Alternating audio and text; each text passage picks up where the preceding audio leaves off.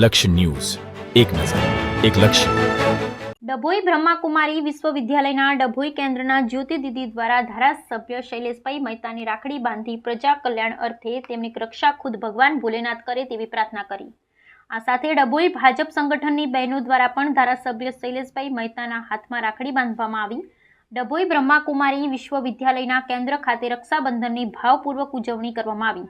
આ તબક્કે વિસ્તારના ધારાસભ્ય શૈલેષભાઈ મહેતાના હસ્તે કેન્દ્રના સૌથી મોટા દીદી એવા જ્યોતિ દીદી દ્વારા વિસ્તારના ધારાસભ્યને રક્ષા બાંધી પ્રજા કલ્યાણ, લોક કલ્યાણ અને ધાર્મિક કાર્યક્રમોમાં પણ અગ્રેસર રહેતા વિસ્તારના ધારાસભ્ય શૈલેષભાઈ મહેતાને હજુ પણ આવનારા દિવસોમાં ડભોઈ તાલુકાના પ્રજાની સેવા કાર્ય જ કર્યા.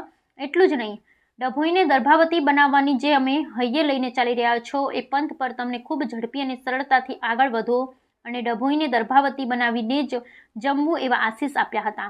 આ પ્રસંગે પાલિકા પ્રમુખ બિરેન શાહ, શશિકાંતભાઈ પટેલને પણ રક્ષા બાંધવામાં આવી હતી.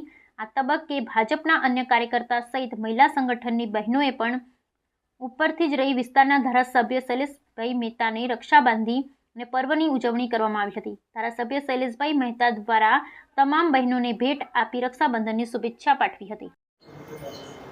આજે દર્ભાવતી નગરના ચૂંટાયેલા બહેનો અને સંગઠનના ભારતીય જનતા પક્ષના બહેનો દ્વારા રક્ષાબંધનનો કાર્યક્રમ રાખવામાં આવ્યો હતો અને આપ જોઈ શકો છો કે અહીંયાની બહેનોએ રક્ષાબંધન જ્યારે કરે ત્યારે 20 તરીકે એમને કંઈક આપવું પડે એટલે આશીર્વાદની સાથે સાથે એક ટોકન ગિફ્ટ રૂપે પણ આપી છે.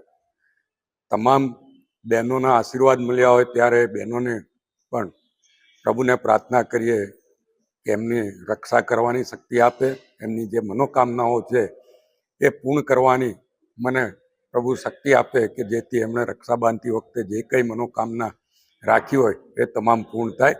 તમામને રક્ષાબંધનની શુભેચ્છા, અભિનંદન.